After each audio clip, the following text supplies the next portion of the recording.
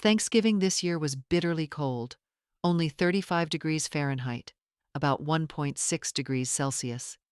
But instead of sitting in a warm room sipping tea as I usually did, I found myself wearing gloves and boots, shivering as I scrubbed the swimming pool for my daughter-in-law. I'm 72 years old now. My body and spirit can no longer withstand this kind of humiliation in such harsh weather. Yet Jessica, my daughter-in-law, wasn't about to let me off so easily. She stormed over, raising her voice in front of her friends, shouting that I was just a lazy old woman, too useless to finish even the smallest chore, wasting my days eating, sleeping, and spending money. The tears couldn't fall in that freezing air, but I swore to myself she wouldn't be laughing for long. Let's see how fate will turn in my story. Don't forget to subscribe, hit like, and stay tuned for the rest of this series. I promise, my life's journey will satisfy your curiosity. I am 72 now, and sometimes when I sit alone in the quiet of the evening, I think about how far I have come. For more than 30 years, I worked as a chief accountant in a large pharmaceutical company. My life was filled with spreadsheets, audits, and financial reports. I used to balance complicated accounts and detect small errors no one else could see. Numbers were my world, and I trusted them more than words.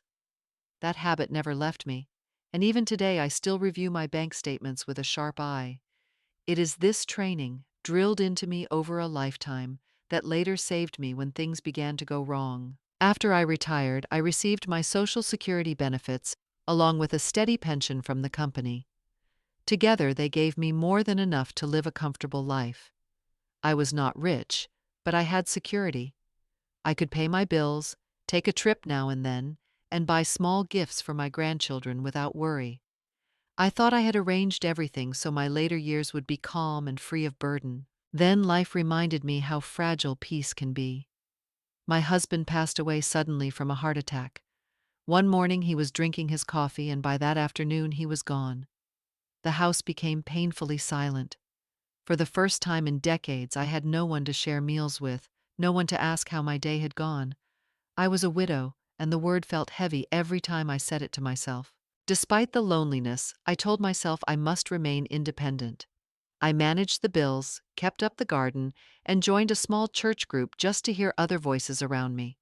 People admired my strength, but inside I longed for the comfort of family.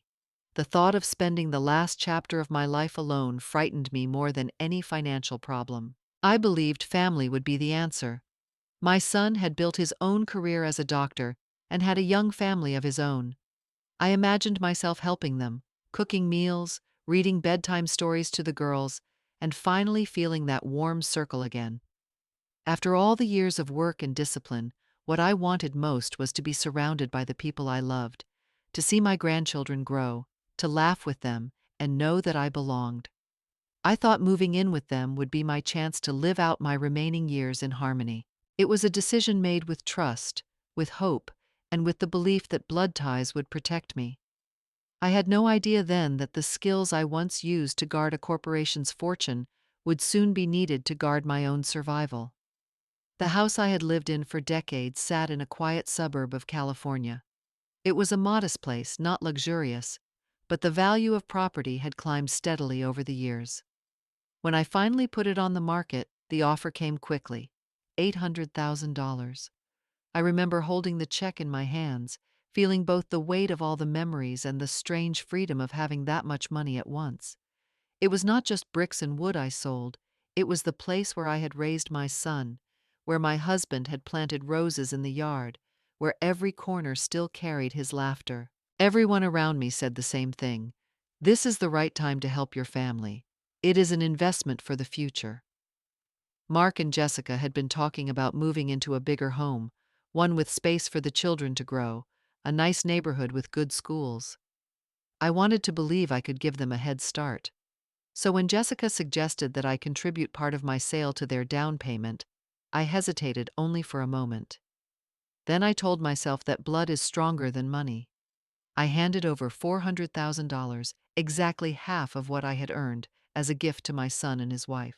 The other half I carefully divided between my retirement account and a savings account in my own name. I told myself that was enough for me, that I could live simply, cover my medical bills, and still have a cushion if something unexpected happened. I thought I was being prudent. I thought I was balancing generosity with responsibility. What I did not realize then was how the law viewed such a gesture. That money, once given, was no longer mine. It was not a loan. It was not something I could demand back if things soured. In the eyes of the law, it was a gift, clean and permanent.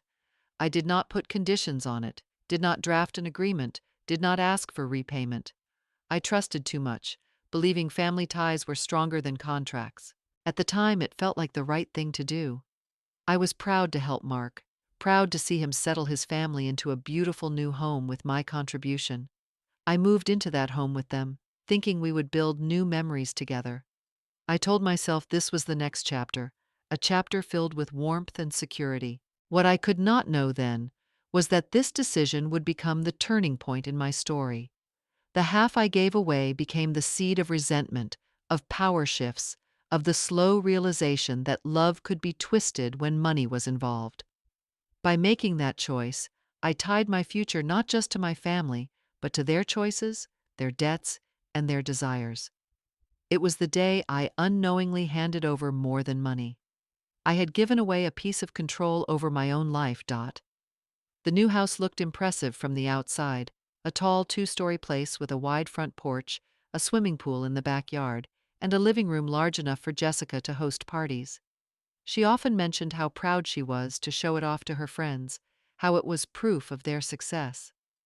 I wanted to share in that pride, to believe that the money I had given them had built something beautiful. At first glance, it felt like a fresh start, a place where I could belong. When it came time to move in, however, Jessica made the arrangements without asking me. She told me it would be practical for me to take the small room downstairs near the kitchen. She said it would be convenient if I wanted to help with the cooking and laundry. I nodded, trying to see the kindness in her words, though deep down I knew it was less about my comfort and more about her convenience. I had imagined a sunlit room upstairs with a view of the trees, but instead I unpacked my boxes in a windowless corner that smelled faintly of detergent. At the beginning, I tried to look on the bright side. I woke early to make breakfast, folded the children's clothes, and picked them up from school when Jessica wanted to rest. The girls hugged me every afternoon, their laughter filling me with joy. I cooked dinners, baked cookies, and filled the kitchen with the smell of cinnamon and butter. In those moments, I felt useful, like I had a place in their busy lives. For a while, I told myself this was what I had longed for, to feel needed again. But gradually, the tasks piled higher. What began as small acts of love turned into unspoken obligations. Jessica stopped thanking me. She stopped asking politely. Instead, she simply expected everything to be done. The laundry baskets were left outside my door, the grocery list pushed into my hands, the children handed over without a word while she went to the spa. The more I did, the more invisible I became. My efforts no longer looked like kindness. They looked like chores assigned to the old woman in the small room by the kitchen. I began to notice how Jessica's smile changed when her friends visited. She would show them the pool, the spacious living room, the polished floors, and sometimes even say casually that it was nice to have me around to keep things tidy. She said it as if I were a housekeeper she had hired, not her husband's mother. Each word felt like a needle, but I forced myself to stay silent. I told myself I was keeping the peace, that Mark worked too hard already and did not need another argument waiting for him at home. Day after day, I carried the weight of silence, washing, cooking, cleaning, and swallowing the bitterness that grew each time Jessica treated me less like family and more like staff. Mark loved me, I never doubted that, but his life was swallowed by the hospital. As a surgeon, his shifts stretched through the night, and sometimes he did not come home for 2 days straight. When he did appear, he looked exhausted, his shoulders sagging, his mind still halfway in the operating room. He kissed my forehead, smiled faintly, and hurried upstairs to sleep. Because he was gone so often, he missed the small things, the remarks, the quiet digs that Jessica threw at me. He could not see the way her eyes narrowed at the grocery receipts or how her voice sharpened when she thought no one was listening. Jessica had grown bold in his absence. She started to comment on what I ate, warning me about wasting money on vitamins or protein drinks. She even frowned when I bought a new book, as if a few dollars on a paperback was an extravagance. Yet every week she came home with shopping bags from designer stores, perfumes that cost more than my monthly grocery list, and spa appointments scheduled like clockwork. I did not understand this kind of spending. I had lived my entire life counting each expense, saving for emergencies, stretching every dollar. She lived as if money were endless, and yet resented every penny I spent on myself. It was not just about money, it was a clash of values. For me, security was in knowing bills were paid, in saving for rainy days, in finding joy in small comforts. For Jessica, security seemed to come from appearances, from how others saw her in new clothes or sitting by the poolside cafe. I felt invisible beside her, dismissed as the frugal old woman with outdated ways. At times, she treated me like a reminder of everything she did not want to be: ordinary, aging, limited. But if Jessica's attitude cut me, the girls healed me. The 12-year-old, bright and curious, would sneak into my room at night with a flashlight, whispering stories from school, asking me about my childhood. The 9-year-old curled up in my lap when she was tired, her small head resting against my chest, the warmth of her trust filling the empty places inside me. They confided their fears and dreams to me, secrets they did not share with their mother. In those moments I felt alive, not as a burden, not as a servant, but as a grandmother who mattered deeply. The house itself seemed divided. Upstairs, Jessica and her circle of luxury and appearances. Downstairs, my little room with secondhand furniture and the quiet laughter of two children who needed me as much as I needed them. It was in those quiet whispers and giggles that I found strength to keep enduring, even as I sensed the cracks in our family widening with each passing day. Family dinners should have been a time of warmth, a table where stories were shared and laughter could float easily across plates of food. In our house, however, those evenings slowly turned into a stage where Jessica rehearsed her grievances. She picked at everything I did. The soup was too bland, the chicken too dry, the salad overdressed. If the forks were not lined up to her liking or the tablecloth had a wrinkle, she would point it out in front of everyone. At first I smiled, apologized, tried harder the next time, but the criticism never stopped. It was not about the food or the cleaning, it was about me. I learned to keep my eyes lowered, to let the words wash over me without reply. Outwardly, I stayed silent. Inside, I began to feel the cold weight of realization. Jessica no longer saw me as family. She saw me as a burden, a presence that could never satisfy her standards, someone she had to tolerate because of Mark. Each remark chipped away at the fragile peace in the house. I wondered if Mark noticed, but his tired face at the end of long shifts told me he did not. He heard only fragments, not enough to understand the full picture. Still, I forced myself to believe patience would solve things. I told myself that if I stayed calm, if I kept doing my part, then Mark would not have to stand between his wife and his mother. He had chosen a difficult profession, and I did not want to add another strain to his life. So I smiled at the children, washed the dishes quietly, and told my heart to endure. Every night I whispered the same prayer, that peace would return, that kindness would find its way back into this house. But beneath the surface the cracks were widening. The tension grew thicker, like a storm cloud hanging just above our heads. Jessica's tone grew sharper in front of guests, her comments more cutting, almost daring me to react. I never did. Instead, I carried the sting in silence, stacking it layer upon layer inside me. What she never understood was that silence does not mean weakness. It was my choice, my shield. I believed that truth has its own timing, and when it came to light, no one would mistake who I really was. Those quiet nights after everyone went to bed became my own private battles. I would sit in my small room by the kitchen, listening to the hum of the refrigerator, and think about my life. I told myself over and over that I still had dignity, even if she tried to strip it away. What I did not know then was that this endurance, this stubborn faith in patience, was laying the groundwork for the moment when everything would turn. The day would come when her mask slipped, and when it did, every insult, every dismissal, every wound would make the truth that much sweeter to reveal. It started with what seemed like an innocent offer. Jessica came to me one afternoon, her voice sweet, her smile practiced. She said she was worried about me handling my banking online. At 72, she explained, I could easily make mistakes with passwords or click on the wrong link. She told me stories of older people being tricked by scammers, losing their savings with one careless click. She framed it as an act of love, a way to keep me safe. At first, I shook my head. I had been an accountant all my life. Numbers, statements, balances, I knew them better than most. I told her I was careful, that I checked everything twice, but Jessica pressed on. She reminded me that Mark was working long hours at the hospital, that he worried about me. She said she wanted to take some of that worry away from him. She insisted that letting her help would give everyone peace of mind. Those words cut at my defenses. I thought of my son, tired and burdened, and I did not want to add to his stress. So I agreed.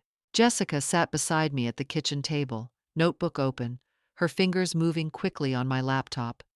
She asked for my account numbers, my passwords, all under the pretense of setting up easier access. I remember hesitating, my instincts telling me to hold back, but I pushed the thought aside. Family is family, I told myself. She smiled warmly, thanked me for trusting her, and promised I would not have to worry again. What I did not know was that in that moment, everything shifted. She quietly changed the password, registered her email for notifications, and created the online banking access in her name. From that day forward, every transfer, every alert, every piece of information went to her. I was locked out of the very account I had built over a lifetime. I still logged in sometimes, but the details were always vague. Jessica explained it was because of new bank updates, or she would wave her phone in front of me and say she had it handled. She was quick, confident, dismissive. I let it go, believing she was saving me time. I did not realize I had handed her the keys to my financial life. It was like giving someone the deed to your house without a contract, only a handshake built on trust. Looking back, I can see how cleverly she planned it. She dressed her intrusion as protection, her control as kindness.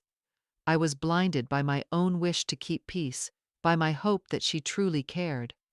What I thought was a small favor to my son became the first step toward losing control of everything I had worked for. It began so quietly that I almost convinced myself I was imagining it.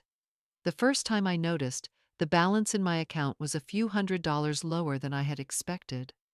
I thought perhaps I had forgotten about a bill or a purchase. When I asked Jessica, she answered without hesitation. She said it must have been a medical expense or a Medicare insurance fee. She sounded so confident, so sure of herself that I doubted my own memory. After all, I was in my 70s. Maybe I had overlooked something. The next month it happened again. Another withdrawal, small enough to avoid real alarm, but large enough to catch my attention. I remembered the days when I could recite entire columns of numbers without looking twice. I trusted those instincts even now. But when I checked the statements, they looked different. The details were vague, the descriptions shortened, and the bank's emails never reached me. I did not know then that Jessica had already changed the contact information, rerouting every electronic notice to her own private email. I would sit at the kitchen table with my notebook, scribbling down figures, trying to balance what I knew should be there with what the bank reported. Every time I asked about the missing money, Jessica brushed it off with the same calm explanations. Hospital copays, pharmacy charges, insurance adjustments. She even sighed once and said it was normal at my age to get confused about banking. The words stung, but I stayed quiet. I had no proof, only a gnawing sense that something was wrong. Week after week, the pattern repeated. Small amounts drained from the account, never enough to cause immediate panic, but steady enough to erode the savings I had worked a lifetime to build.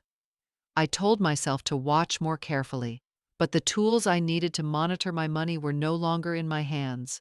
She controlled the passwords, the notifications, the access. All I had was the shrinking balance staring back at me whenever I logged in. Looking back, I realize how typical this is for many older people. They trust the wrong person, they hand over control thinking it will make life easier, and little by little their independence is chipped away. The law calls it financial exploitation, and it happens silently, often within families. At the time, I only felt a growing unease. I told myself to be patient, to gather my thoughts, and to wait for the right moment. Deep inside, I knew the truth would eventually reveal itself, but the waiting made every day feel heavier. Jessica always had an answer ready, smooth and sweet on the surface, but slippery enough to leave me unsettled. When I pointed out the missing amounts in my account, she would smile and wave her hand as if brushing away a speck of dust. "The bank must have made a mistake," she said. "I will call them and have it fixed." Her tone was calm, reassuring, almost gentle, but days passed and nothing ever changed. The next time I asked, she gave the same promise, and again nothing happened. When I pressed further, she would glance at the children and sigh that she was too busy with the girls to sit on hold with the bank. Sometimes she said Mark already knew about it, that he had approved everything, and I had simply forgotten. Each excuse was delivered so confidently that I felt the edges of my certainty blur. I began to wonder if perhaps I really had misunderstood the bills, if age had finally started to chip away at the sharpness I had once relied on. Mark never questioned her. He came home late, drained from endless hours at the hospital, and only wanted peace at the dinner table. Jessica would hand him a quick report about finances, always positive, always assuring him she had everything under control. He nodded, too tired to dig deeper, and I stayed silent because I could not bear to add more weight to his already heavy shoulders. He trusted her, and that trust left me stranded. Slowly, I realized what was happening. Jessica was not only taking money, she was taking pieces of my confidence. Each time she dismissed my concerns or hinted that I was confused, she planted doubt in my mind. It is called gaslighting, though at the time I only knew the feeling of being lost inside my own head. The cruelest part was not the missing money, but the way she made me question myself. I had spent a lifetime mastering details, balancing numbers to the last cent, and now I found myself hesitating, uncertain, afraid to trust my own memory. I still remember sitting alone at night with my notebook open, the neat columns of figures underlined in red. I would stare at them for hours, whispering to myself that I was not crazy, that I had done the math correctly. Yet when morning came, and Jessica brushed past me with her polished smile and easy lies, I felt myself shrink. She wrapped her deceit in the language of care, and for a time it nearly convinced me. Jessica's quiet thefts were not enough for her. What began with a few $100s missing each month grew into something far more dangerous. One morning, while she pretended to be folding laundry in the living room, she was in fact filling out government paperwork. I did not know it then, but she was preparing Form SSA-11, the official request to the Social Security Administration to become my representative payee. In simple terms, she was asking the government to send my Social Security checks directly to her, declaring that I was no longer capable of managing my own finances. The thought of it still chills me. Social Security was my safety net, the steady income I had earned after a lifetime of work. If her request had been approved, every dollar of that monthly benefit would have landed in her hands, not mine. It was not a mistake or a misunderstanding, it was a deliberate attempt to strip me of my independence. To make her application stronger, Jessica went even further. She asked a doctor she knew socially to sign a statement claiming I showed early signs of memory decline. She needed proof that I was not mentally fit, and she forged that proof with a fraudulent medical note. The words on that paper were a lie, but they carried the kind of authority that could easily sway an agency clerk who never met me. I had spent decades balancing accounts with a sharp mind, and yet on paper I was reduced to a confused old woman who could not be trusted with her own money. Looking back, I realize how carefully she escalated her scheme. First, she tested the waters with small withdrawals, disguised as medical fees. When I did not fight back, she reached higher, aiming for total control. It was not just money she was after. She wanted power, the ability to decide when I could spend, what I could buy, even how I could live. If she had succeeded, I would have been forced to ask her for permission to buy groceries, to refill my prescriptions, or to give my grandchildren a birthday gift. It was a future where my dignity would be gone, replaced by her authority. At the time, I sensed only a shadow of the danger. I noticed her spending more hours in her study with papers spread across the desk, hushed phone calls she quickly ended when I walked by. I told myself not to be suspicious, that she was simply busy with bills or schedules for the children. I did not know she was laying the groundwork for something that could have erased every trace of independence I had left. This was not just a theft of money anymore. It was a theft of my identity, my right to stand as a capable adult. It was the moment her greed crossed the line into open warfare against my freedom. It happened on an ordinary night, one of those evenings when the house had finally grown quiet after the children went to bed. Jessica must have been careless, perhaps too confident in her own schemes, because she left a folder of papers on the edge of her nightstand. Inside were forms she had been working on, along with photocopies of my identification. She never imagined those documents would slip into the wrong hands. The wrong hands, in this case, belonged to curious little hands. My 12-year-old granddaughter, always eager to play pretend, wandered into her parents' room while they were distracted. She discovered the folder and pulled it open, delighted to find sheets of paper with official stamps and signatures. To her, it was perfect material for a game of office. She carried the stack into the kitchen and proudly showed it to me, smiling as if she had found a treasure. At first I smiled back, ready to play along, until my eyes landed on the forms. My name was printed across the top of the SSA-11 document, but the signature scrawled at the bottom was not mine. It was shaky, uneven, a poor imitation of the handwriting I had used all my life. My breath caught in my throat. There, in black and white, was proof that Jessica had forged my identity, trying to convince the government I was incapable of handling my own money. The photocopies of my driver's license and social security card only deepened the shock. She had built an entire file to strip me of control over my life. My granddaughter laughed, pretending to stamp the papers like a secretary. I forced myself to smile so as not to frighten her, but inside my heart pounded. I wanted to shout, to march into Jessica's room and demand answers. Rage burned in my chest, but another voice whispered that anger would only give her the advantage. If I confronted her too soon, she would deny it, destroy the evidence, and twist the story until I looked confused or unstable. So I chose silence. I gently gathered the papers, thanked my granddaughter for sharing her little discovery, and tucked them away. That night, I lay awake in my small room, the folder hidden beneath my blanket, and I realized the battle had truly begun. Jessica thought she was clever, but she had underestimated me. I would not let her rob me of my dignity without a fight. For the first time since moving into that house, I stopped feeling like a victim and started thinking like the woman I used to be, the woman who once protected millions of dollars for a corporation. This was my turning point. The game had changed, and I would not be silent forever. I knew from my years as an accountant that suspicion alone could never win a case. Numbers had to be clear, signatures had to match, and every claim had to be supported by paper. Without evidence, words were just air. That thought stayed with me as I sat awake night after night, staring at the stolen folder hidden under my blanket. My instinct screamed that Jessica was trying to take everything from me, but instinct would not be enough to protect my future. I needed the law on my side. So one quiet morning, while Jessica was out running errands and the girls were at school, I slipped out of the house. I carried the folder pressed against my chest inside an old handbag, walking with the steady determination of someone who had made up her mind. The sign above the office door read, "Elder Law and Estate Protection." It was a small firm tucked between a pharmacy and a cafe, a place that looked ordinary, but to me it felt like a sanctuary. Inside, the lawyer greeted me kindly, listening as I explained my fears in a low, careful voice.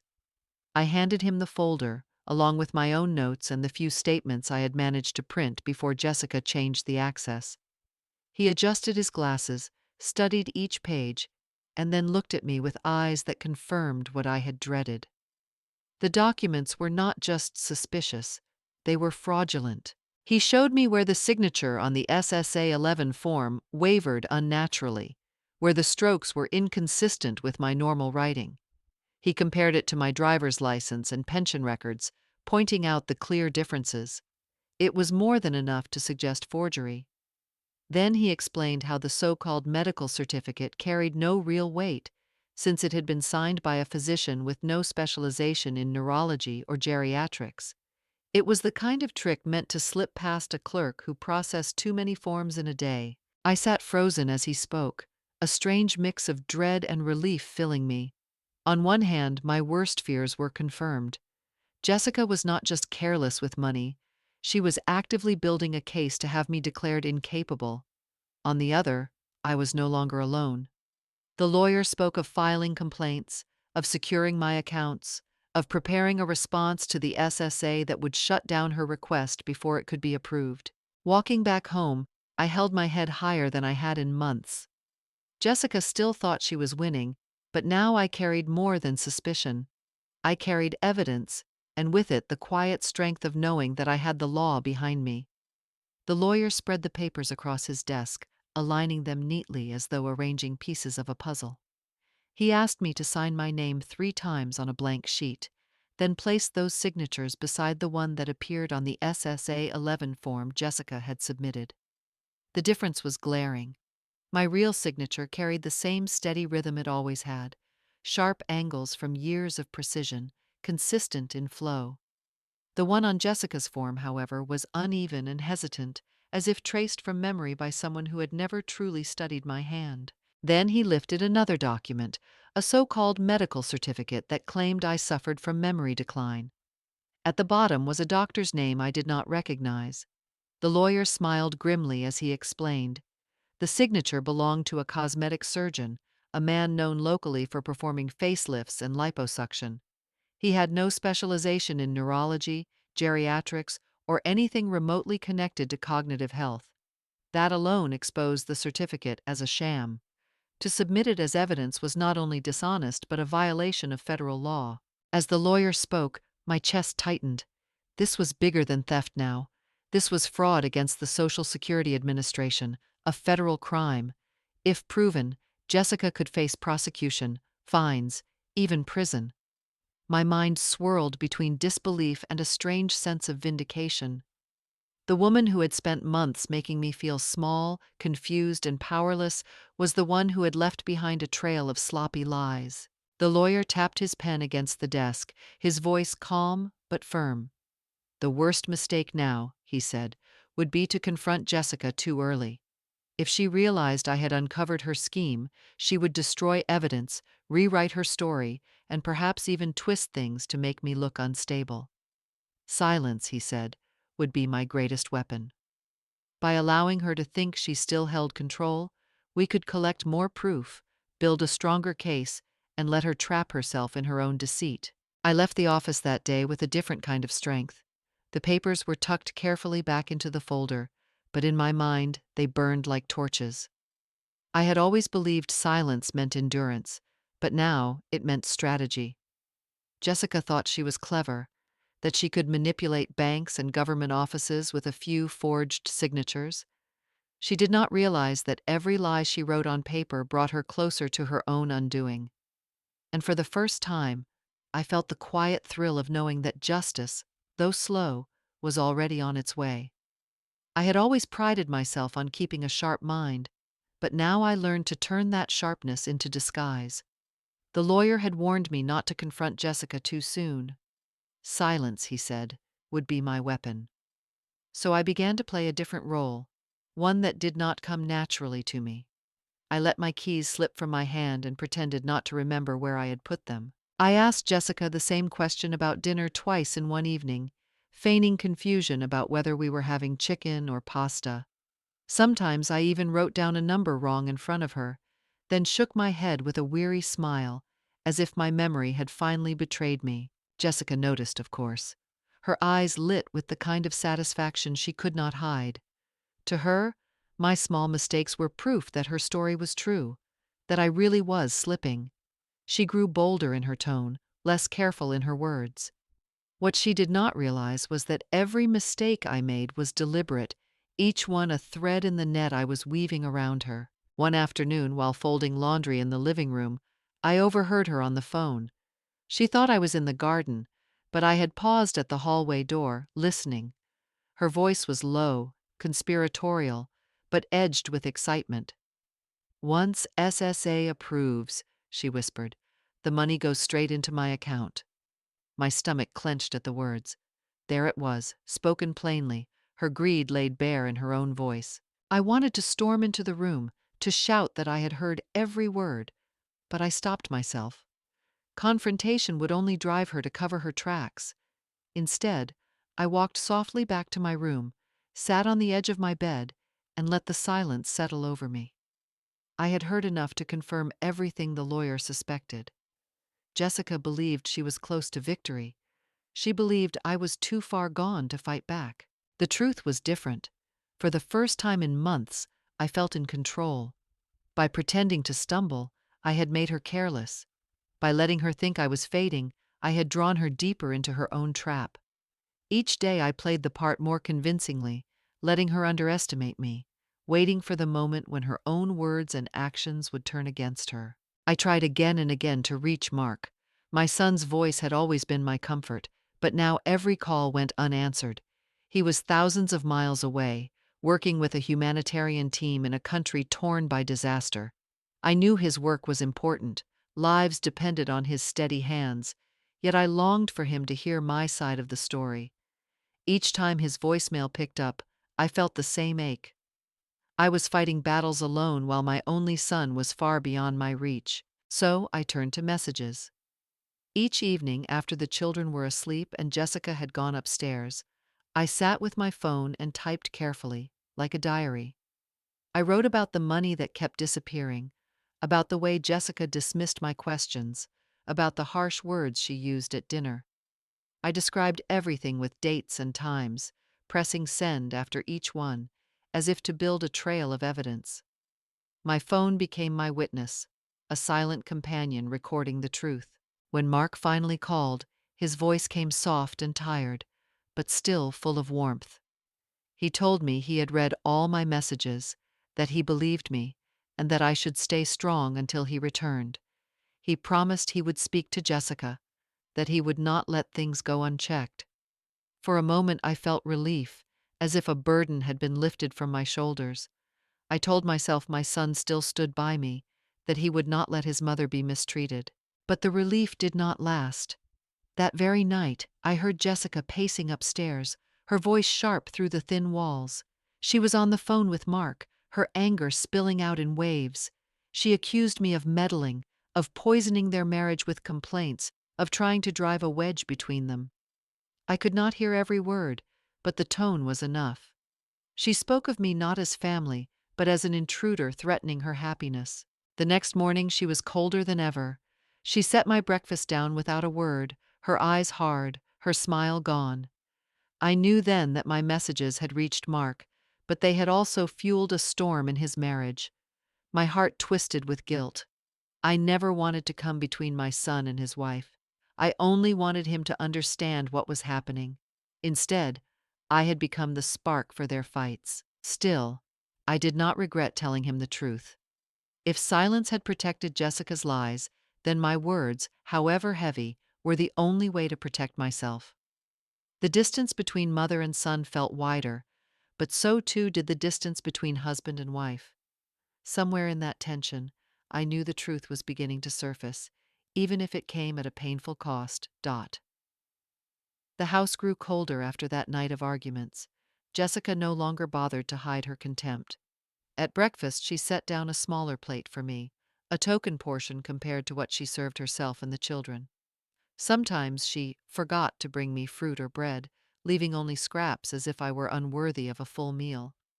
At first I thought it might be coincidence, but her smirk as she cleared the dishes told me otherwise. It was her way of reminding me who controlled the household. Her demands grew harsher as well. She ordered me to scrub the bathroom floors, to carry heavy laundry baskets up the stairs, to sweep the backyard even under the hot sun. When I paused to catch my breath, she would fold her arms and raise her eyebrows, her voice sharp with ridicule. If you can't even handle money, then let the younger ones take care of it. Don't fool yourself into thinking Mark believes you. The words pierced deeper than any chore. She was not just belittling my strength, she was trying to erase my worth, to make me believe I was already defeated. Inside, I felt my heart ache. Mark had always trusted me, always respected the discipline with which I lived my life. To hear Jessica twist that trust into doubt was unbearable. Yet I held my tongue. Each cruel comment, each chore forced upon me, I endured in silence. Because now I knew patience was no longer weakness. Patience was strategy. The lawyer had already begun gathering evidence, and Mark, though far away, was listening. My suffering would not be wasted if it exposed the truth. There were moments I wanted to fight back, to shout that I still controlled my own life. But then I would recall the lawyer's firm words. Silence is your weapon. Every insult Jessica hurled at me, every petty act of cruelty, only added weight to the case being built against her. I reminded myself that battles are not always won with raised voices. Sometimes they are won with records, with witnesses, with the steady collection of truth. So I played my part. I carried out her orders without protest, even as my back ached and my pride burned. I let her believe she had broken me, that I was nothing more than the frail old woman she imagined. And while she gloated in her false victory, I passed along everything I observed to the lawyer and to Mark. Quietly, steadily, we were preparing for the day her mask would fall. The silence between Mark and me had become heavy, but behind it something new began to take shape. After weeks of messages I sent him, filled with dates, times, and careful descriptions, my son finally let his doubts surface. From his station abroad, he reached out not only to me, but directly to the lawyer whose name I had slipped into one of my texts. For the first time, Mark was no longer just a distant listener. He was an ally. The lawyer spoke to him plainly, explaining the legal ground we needed to stand on. Suspicion and hurt were not enough. To bring a case forward, we had to prove elder financial exploitation, the very term the law uses when someone takes advantage of an older adult's money or benefits. That meant signatures, statements, and daily evidence. Without it, Jessica's lies would look like truth. With it, the picture would shift entirely. Mark listened. I could hear the weight in his voice during our next call. He had always wanted to believe his wife, but he could not ignore the pattern I had laid out. Quietly, he promised me he would cooperate with the lawyer. He told me we must keep this secret, that Jessica could not suspect a thing. Outwardly, he would act as though he knew nothing. Inwardly, he would be watching. For the first time in months, I felt that the ground beneath me was not so unsteady. So I carried on with my days, outwardly the same obedient mother-in-law, silently enduring the cold meals, the endless chores, the casual cruelties. But inside I was different. Each slight became a record. I wrote down the hour she demanded I scrub the bathroom floors. I described the look in her eyes when she told me I was useless. I noted every phone call she made where my name was twisted into weakness. My life became a ledger, each line another piece of evidence. There were moments when I wanted to lash out, to tell her that Mark already knew. But I bit back the words. This secrecy was our armor. If Jessica believed she still held the reins, she would grow bolder, careless, and her own arrogance would supply the final proof we needed. Each day I played my role more convincingly, letting her think I was beaten down, while in truth I was documenting everything. The woman she thought was fading into confusion was, in reality, sharpening her focus. With my son and my lawyer united across oceans, I no longer felt like a victim trapped in silence. I was part of a plan, a quiet alliance built on truth and patience. And though Jessica still believed she had me cornered, I had begun to sense that the tide was already turning. The lawyer's hands were steady as he placed the small box on his desk and slid it toward me. Inside lay what looked like an ordinary clock, simple and unremarkable, the kind of thing you might set on a kitchen counter without a second glance. But hidden within its frame was a camera, silent and watchful. He explained in a low voice that this device would record both sound and image, enough to capture the truth in a way no argument could deny. I felt my pulse quicken as I tucked it into my handbag. For the first time, I carried not just suspicion, but a weapon. That evening, when Jessica was busy on her phone, I set the clock on the corner shelf above the kitchen table. It blended easily among cookbooks and recipe cards, drawing no attention.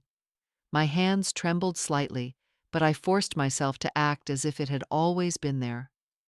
From that day on, the kitchen became both battlefield and courtroom. The recordings showed the reality I had endured in silence. They caught Jessica's voice rising sharp and cruel, calling me slow, useless, or lazy. They showed her shoving a mop into my hands, ordering me to scrub the floor on my knees until my joints ached. They caught her thrusting heavy bags of groceries at me, forcing me to carry them alone while she stood by scrolling through her phone. Every insult, every command was preserved, not just in my memory, but on film. Then came the moment that changed everything. Jessica stood in the kitchen with a bank envelope in her hand. I watched her tear open the statement, glance at the numbers, and then rip the pages in half. Her voice was shrill, echoing off the tiles as she snapped, "Don't meddle, this money is mine now." The words hung in the air, cruel and final. I stood frozen, my heart hammering, but the small clock kept its steady gaze.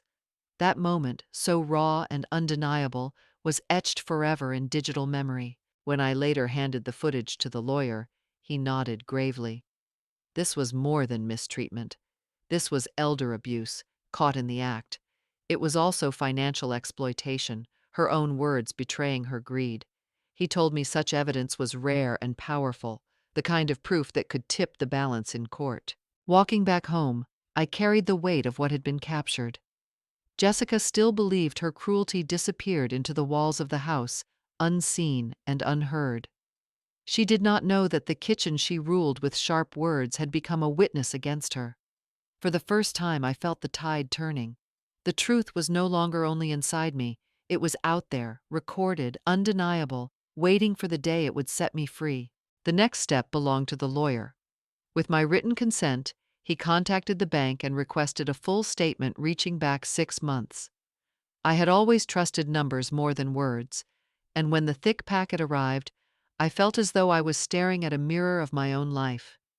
Each line of print carried a truth I had suspected but could not yet prove. The report laid it out clearly. Time and again there were transfers from my account to another under Jessica's name. Some were small, only a few $100s, others reached into the thousands. Each one was labeled with careful disguises, descriptions such as medical fee or insurance fee. To a casual glance, it might have looked legitimate, the kind of ordinary expenses an older woman might incur. But to me and to the lawyer, the pattern was obvious. Jessica had built her theft on the quiet assumption that no one would question the words attached to a transaction. The bank's compliance officer added more weight to the case. He confirmed that these transactions had all been processed through internet banking, logged from the IP address belonging to Mark and Jessica's home. There was no way to explain it away. Unless I had suddenly learned to forge my own identity and change passwords I never knew existed, the transactions could only point to one person.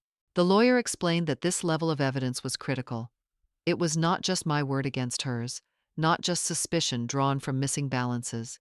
It was documented proof that money had been siphoned deliberately, linked directly to her access, and masked under false descriptions. He said it could form the foundation of both civil and criminal charges, civil for restitution, criminal for financial exploitation and fraud. I listened carefully, my heart beating fast. The numbers on the page were not only stolen dollars, they were stolen trust. Each transfer was a betrayal disguised as necessity. Each label was another lie layered over my life. And yet, seeing it written down, stamped with the authority of the bank, gave me something Jessica could never erase. I folded the papers slowly, my hands trembling. I thought of all the nights I had wondered if my memory was failing, if maybe I had miscalculated. But now the truth stared back at me in black ink. I was not losing my mind. I had been preyed upon, and finally, there was proof strong enough to carry my voice into a courtroom. The lawyer wasted no time once the bank records were in our hands. With my permission, he drafted a formal complaint to the Social Security Administration. In the envelope, he included samples of my true signature, copies of my driver's license and pension paperwork, and side-by-side comparisons with the forged documents Jessica had submitted. The contrast was undeniable. My own writing bore the precision of years spent balancing ledgers, while the false version looked sloppy and uneven, almost like a child's imitation. The SSA responded faster than I imagined. Within weeks, they issued a notice confirming that Jessica's application to become my representative payee was suspended pending investigation. The file she had carefully built, complete with a fraudulent medical note and forged forms, was now under federal review. To her, the process was still quietly moving along. To me, the truth was that her scheme had been frozen in place, its failure only a matter of time. This was the turning point. For months I had felt powerless, living in fear that my income would be taken from me, that my independence would vanish. But the law was finally standing beside me. Jessica still strutted through the house with confidence, speaking as though she would soon hold the purse strings to my entire life. She had no idea her plan had already collapsed inside the system she tried to manipulate. So I kept up my act. I let my hands tremble a little when I asked about the mail. I pretended to forget which cupboard held the tea. When Jessica gloated about how expensive bills were and how lucky I was that she managed them, I simply nodded, silent and small. Every word she spoke fed her illusion that victory was near. Every mistake she made deepened the record we were building against her. At night, I sat alone in my room, the official notice folded carefully in my drawer. I would touch the paper and feel a strength rise in me. My Social Security income was safe, at least for now, and Jessica's mask of control was nothing more than a performance. The real performance belonged to me, and I played it well. I let her believe I was slipping further into confusion while, in truth, I was watching every move, recording every word, and waiting for the moment when the curtain would fall. Mark had promised to come home for Christmas. But after the conversations with the lawyer, he quietly changed his plans. He arranged his return weeks earlier, booking his flight without telling Jessica. The decision was deliberate. If she knew, she would cover her tracks, play the role of the perfect wife, and hide the cruelty she had inflicted on me. By arriving unannounced, Mark could see the truth for himself. The lawyer's advice to me was steady and clear. He told me to remain silent, to endure just a little longer. Each moment of mistreatment was another stone on the pile of evidence. If I broke character too soon, Jessica would retreat into caution and suspicion. But if I kept pretending, her arrogance would flourish. And arrogance, the lawyer said, is the greatest ally of justice. So I nodded, though inside I longed for the waiting to end. Jessica, meanwhile, believed victory was within her grasp. She grew careless, her confidence spilling into every corner of the house. She ordered me to prepare meals for her friends, telling them to admire how lucky she was to have a live-in servant.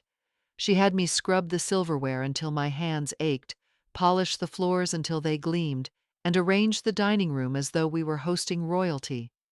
When her friends arrived, she laughed loudly, bragging about the grand home, the pool, the comfort of her life. She never once acknowledged the years of work and sacrifice that had given her this foundation. I watched quietly, every insult echoing in my heart, every chore deepening the resolve in my bones.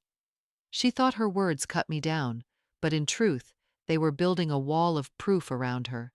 She paraded her pride as if it were a crown, blind to the fact that her own vanity was tightening the noose. Late at night, when the house was finally still, I sat in my room and touched the folder hidden in my drawer.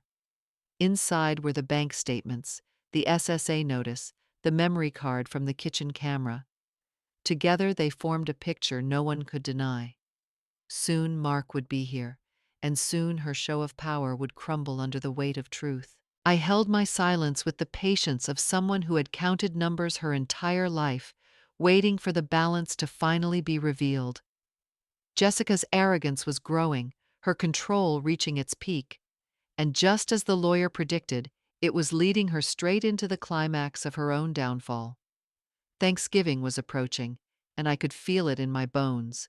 That holiday would not end as she imagined. The house glowed with light that Thanksgiving afternoon. Jessica had decorated every corner with golden leaves, polished silver, and tall candles that flickered against the walls. Guests arrived in their coats and scarves, arms full of wine bottles and pies, voices bright with cheer. Jessica welcomed each of them as though she were queen of the house, her smile wide, her tone dripping with pride. She spoke of her husband's career, the beauty of the home, and the comfort of her life, presenting an image of perfection. Behind that display, I moved quietly between the kitchen and the dining room. My hands carried trays of roasted turkey, bowls of potatoes, and plates of pumpkin pie. While Jessica laughed with her friends, I scrubbed dishes, wiped spills, and adjusted table settings. My back ached, but what stung more was her deliberate silence. She never introduced me, never acknowledged me as part of the family. To the guests, I was no more than a servant bustling in the background. I overheard whispers as I passed. "The poor woman," one guest murmured. "She looks exhausted." Another lowered her voice. "Isn't that her mother-in-law? She treats her like help." The words brushed my ears like cold wind. I did not turn or answer, but inside a deep sadness pressed against my ribs. Jessica, hearing the same whispers, only let out a thin laugh, tossing her hair as if the comments amused her. Her dismissal cut sharper than any chore. At the far end of the room, my granddaughters watched me closely. The older one, barely 12, clenched her fists against her dress, her eyes flashing with anger. The younger pressed her lips together, refusing to touch her plate. They could see what others tried to ignore. Their gazes met mine for only a second, but in that glance I felt their loyalty. Whatever Jessica said or did, the girls still stood beside me in their hearts. The laughter of the party rang louder as Jessica raised her glass, boasting about traditions, about family unity, about gratitude. I stood behind her chair with a serving dish in my hand, my face calm but my chest heavy. I thought of the irony. Gratitude celebrated in words while cruelty simmered in silence. To the outside world, Jessica looked like a gracious hostess. To me, she was tightening her grip, certain that no one would ever see through the act. But I had learned patience, and I carried within me the knowledge of what was coming. That evening was her stage, but it would also become the place where her mask began to crack. For now, I kept my head low, watching, waiting, letting the night unfold. The laughter of the party still rang through the house when Jessica's voice cut across the air, sharp and commanding. She stood by the glass doors that opened to the backyard, her smile gone, her eyes gleaming with something colder. "Go clean the pool now," she said loudly enough for everyone to hear. "I don't want my guests seeing filth outside." The room went still for a beat, the request so absurd it silenced even her friends. Then a nervous chuckle broke the quiet, as if they weren't sure whether she was joking. But she was not joking. She shoved a stiff brush into my hands and motioned toward the door. The November air hit my face like ice as I stepped outside. At 72, my bones stiffened in the cold, and each step toward the pool felt heavier than the last. The water glimmered dark and cruel under the gray sky. My fingers trembled inside thin gloves, my breath coming out in clouds of white. Still, I bent down as commanded, dipping the brush and scrubbing at the frozen tiles along the edge. From behind me, voices rose. Some guests whispered in shock. "My God, she's making her do it?"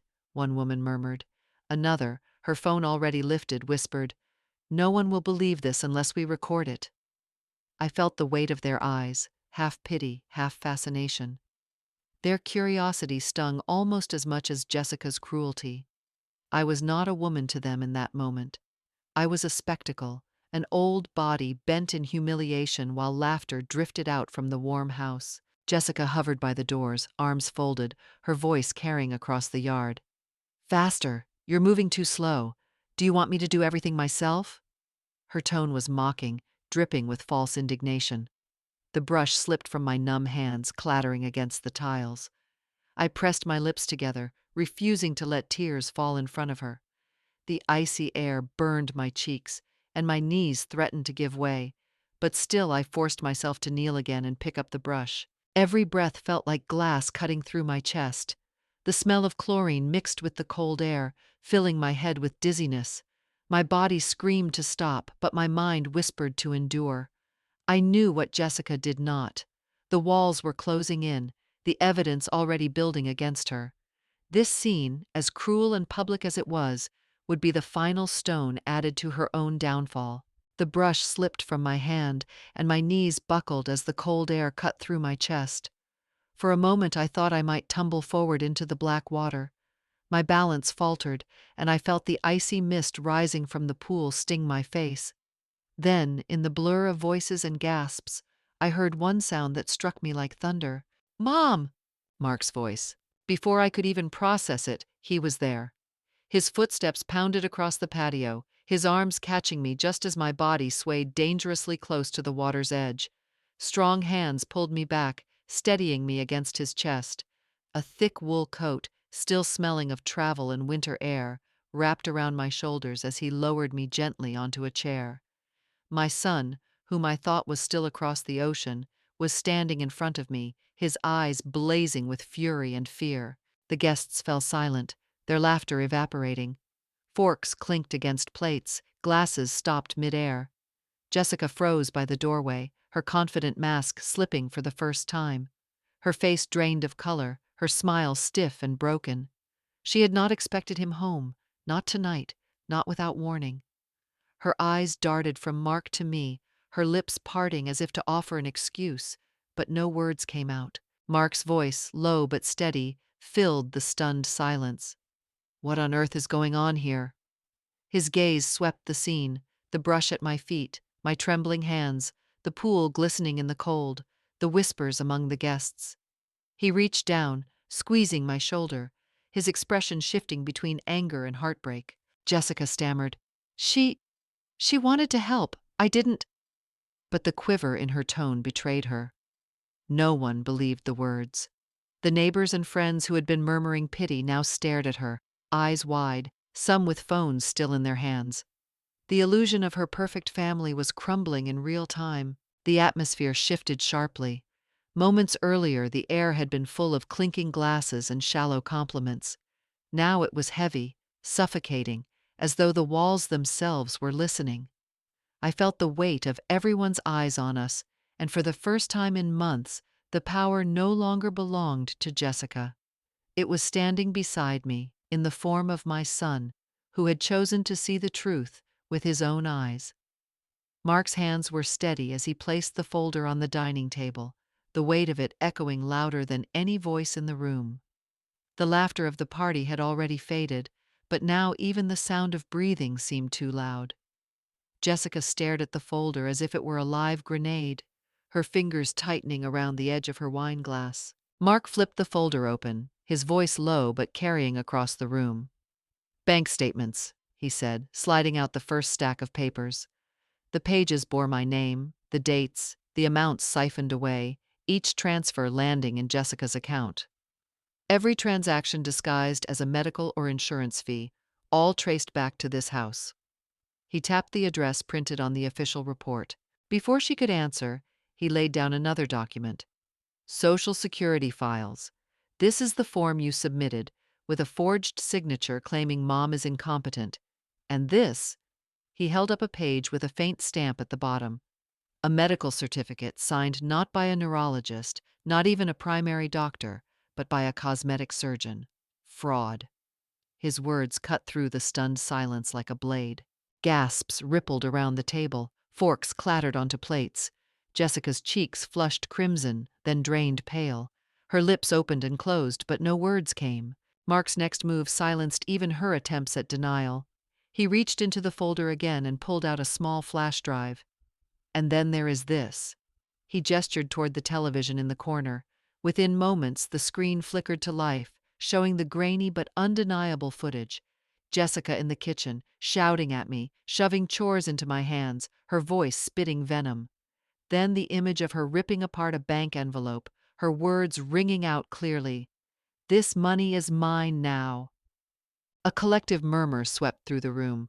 Some guests covered their mouths. Others turned their eyes away, as if ashamed to have ever admired her. But Mark wasn't finished. He opened the final section of the folder, his tone now edged with disgust. "The lawyer also uncovered your debts, tens of thousands on credit cards, records of online gambling, all hidden while you tried to strip my mother of her independence and her dignity." He slammed the folder shut and looked her in the eye. His voice shook with fury, but it carried a raw heartbreak too. "You turned my mother into a prisoner in her own home just to cover up your lies. Did you really think no one would see?" The silence was absolute. Every guest sat frozen, their eyes locked on Jessica. The image of her perfect life had shattered in seconds. And for the first time that night, it was not just me or Mark who saw her truth. It was everyone.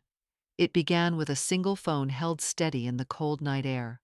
Among Jessica's guests was a woman who had long grown weary of her arrogance, a friend more out of obligation than loyalty.